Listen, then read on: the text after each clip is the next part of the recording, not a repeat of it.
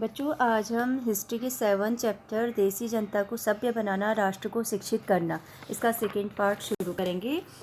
इससे पहले हमने फर्स्ट पार्ट में पढ़ा था कि जो कंपनी थी ईस्ट इंडिया कंपनी, उसके कुछ अधिकारी प्राच्यवादियों के समर्थक थे और उन्होंने यहाँ की भाषा को बढ़ावा देने के लिए कुछ संस्थानों की स्थापना भी की थी। ठीक है, जैसे 1781 में कलकत्ता में मदरसा की स्थापना की और 1791 में बनारस में हिंदू कॉलेज की स्थापना की। लेकिन कुछ अधिकारी, ईस्ट इंडिया कंपनी जो थी उसके कुछ अधिकारी प्राच्यवादियों के कटु आलोचक भी थे और इसी को हम पढ़ेंगे। नेक्स्ट जो इसका हमारा टॉपिक है, पूरब की जघन्य गलतियाँ, इसमें हम देखेंगे कि वो आलोचक कौन लोग थे।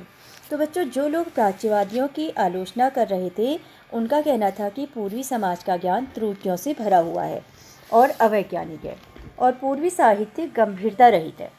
उनका यह भी मानना था कि अरबी व संस्कृत भाषा व साहित्य के अध्ययन को बढ़ावा देने के लिए हमें इतना खर्च नहीं करना चाहिए। और प्राच्यवादियों की आलोचना करने वाले में जो नाम आता है वो आता है जेम्स मिल का।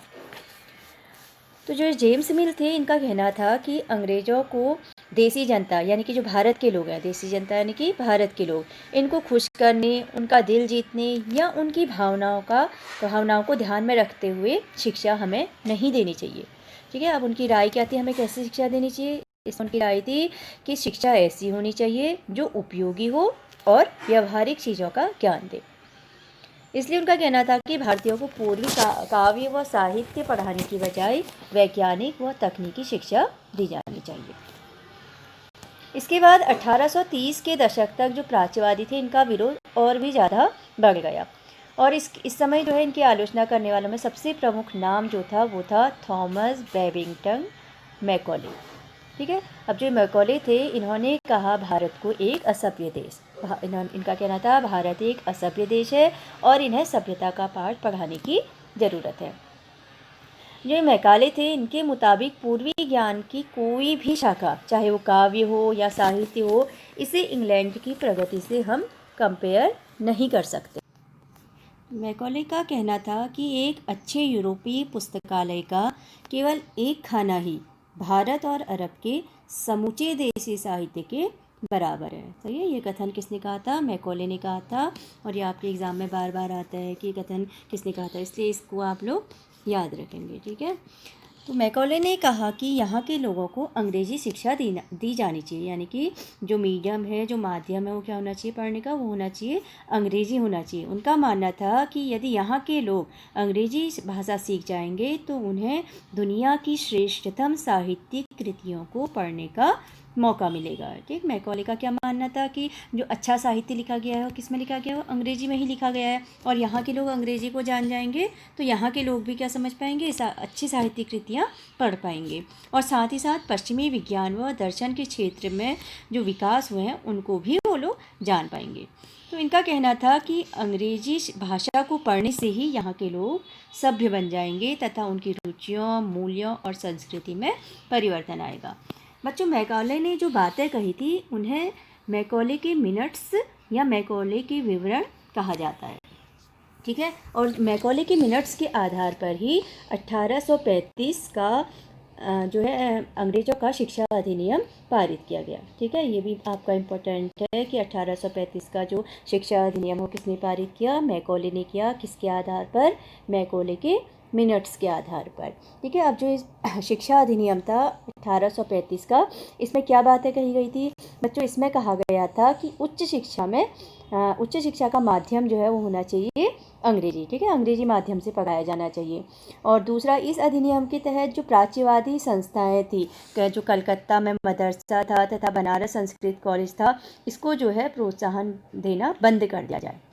ठीक है, इन्होंने जो है प्राच्यवादी संस्थानों को अंधकार के मंदिरों की संज्ञा दी। किसने दी थी? मैकॉले ने दी थी। ठीक है, ये भी आपका आता है कि अंधकार के मंदिरों की संज्ञा जो है किसने दी थी? प्राच्यवादी संस्थानों को। तो किसने दी थी? मैकॉले ने दी थी।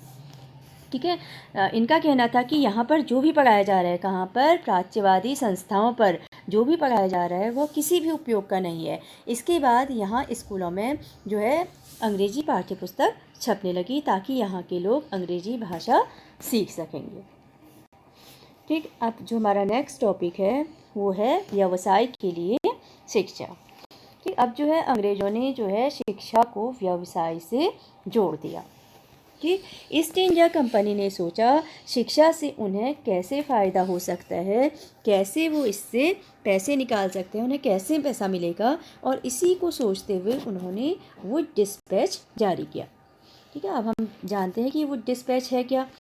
ठीक बच्चों, 1854 में 1854 में ईस्ट इंडिया कंपनी के कोर्ट ऑफ डायरेक्टर्स, ठीक है, कोर्ट ऑफ डायरेक्टर्स क्या है, जो कोर्ट ऑफ डायरेक्टर्स है जो लंदन में बैठे हुए हैं, यही लोग क्या करते हैं, ईस्ट इंडिया कंपनी को संभालते हैं। तो 1854 में जो ईस्ट इंडिया कंपनी के कोर्ट ऑफ डायरेक्टर्स ने जो है लंदन से भारतीय गवर्नर जनरल को शिक्षा के विषय में एक नोट भेजा, एक संदेश भेजा। ठीक है, ये ऑर्डर कंपनी के नियंत्रक मंडल यानी कि बोर्ड ऑफ कंट्रोल के अध्यक्ष चार्ल्स वुड ने जारी किया। ठीक है, इसलिए इस ऑर्डर को या इस संदेश को कहा जाता है वुड्स डिस्पैच या वुड का नीति पत्र। ठीक है, क्यों कहा जाता है वुड्स डिस्पैच, क्योंकि किसने जारी किया था, ये जो बोर्ड ऑफ कंट्रोल थे उसके अध्यक्ष चार्ल्स वुड ने जारी किया था, इसलिए इस डिस्पैच को कहा जाता है वुड्स डिस्पैच या वुड्स का नीति पत्र।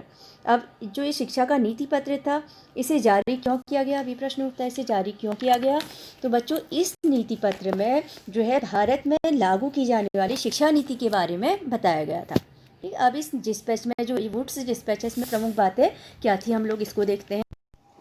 इसमें कहा गया प्राच्यवादी ज्ञान, विलियम जोन्स जैसे लोग जो शिक्षा दे रहे थे, उसके स्थान पर लोगों को यूरोपीय शिक्षा देनी चाहिए, जिससे उनको व्यावहारिक लाभ प्राप्त होगा।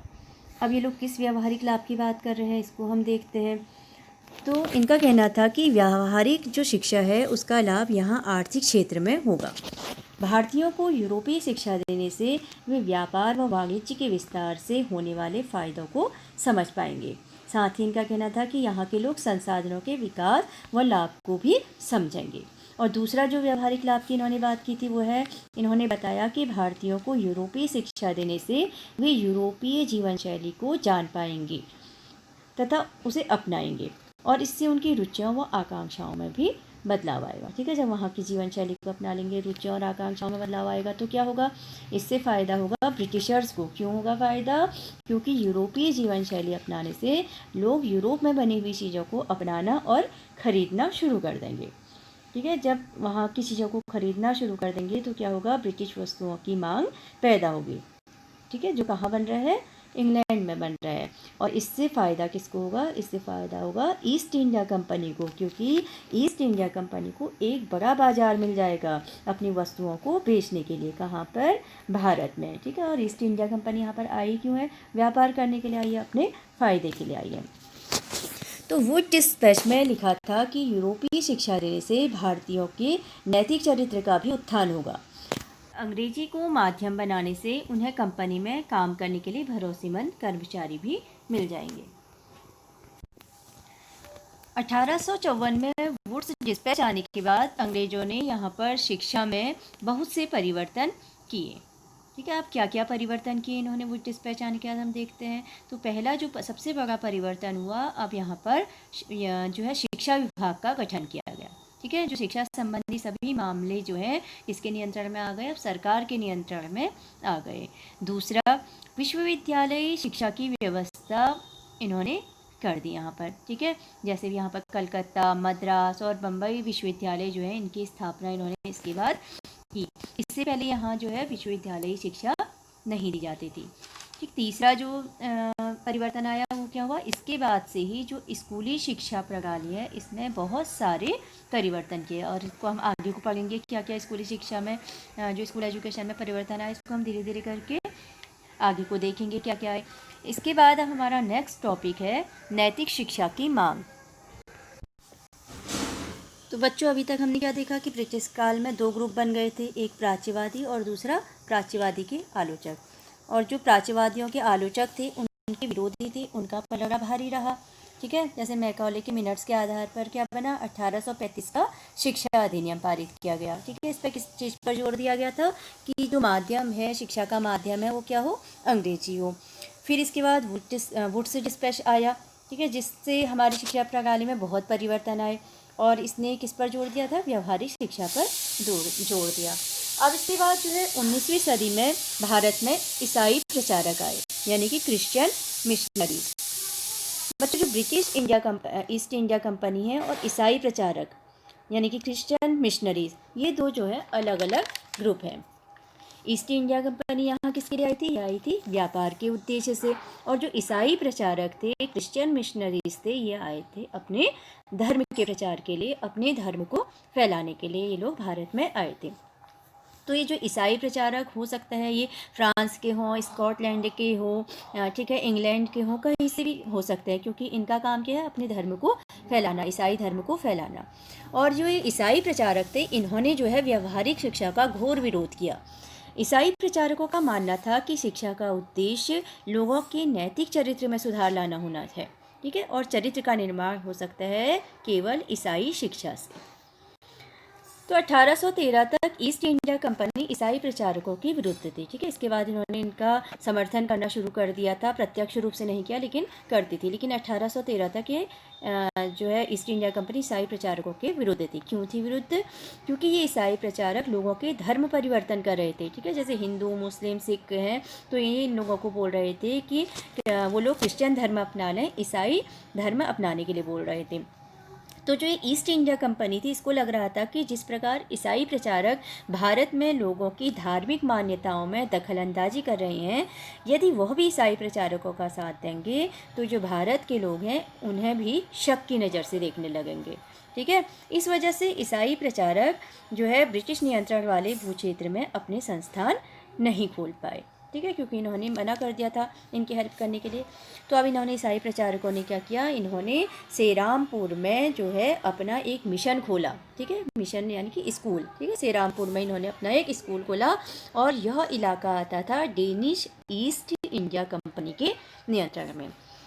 बच्चों, 19वीं सदी तक बहुत सारी कंपनियां भारत में आई, जैसे British east India company, Danish east India company, French east India company, ठीक है, और भी आई पुर्तगाली ईस्ट इंडिया कंपनी, ठीक है। ये सब यहाँ पर भारत में व्यापार करने के लिए आई और इन सारी कंपनियों ने जो है अलग अलग भूक्षेत्र पर अपना कब्जा कर लिया था। तो जो डेनिश ईस्ट इंडिया कंपनी है, ये आई थी डेनमार्क से, और इनके पास जो भारत में इन्होंने कब्जा किया था, जिस भूक्षेत्र पर इन्होंने कब्जा किया था, वो था कलकत्ता के पास सेरामपुर में।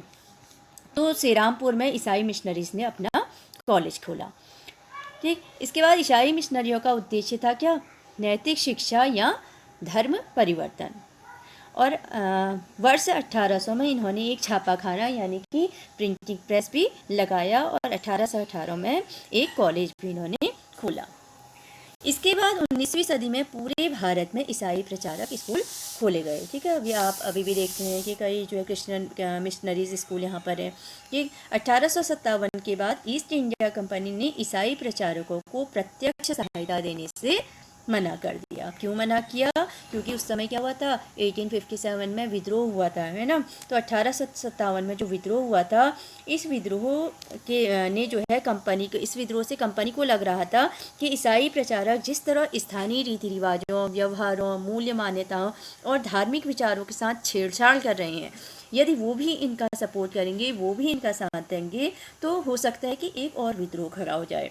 क्योंकि स्थानीय रीति रिवाजों और धार्मिक मूल्य मान्यताओं की किसी भी तरह की छेड़छाड़ जो है यहाँ के लोगों को भड़का सकती थी। इसके बाद है नेक्स्ट टॉपिक, स्थानीय पाठशालाओं का क्या हुआ। इसको हम लोग नेक्स्ट वीडियो में पढ़ेंगे।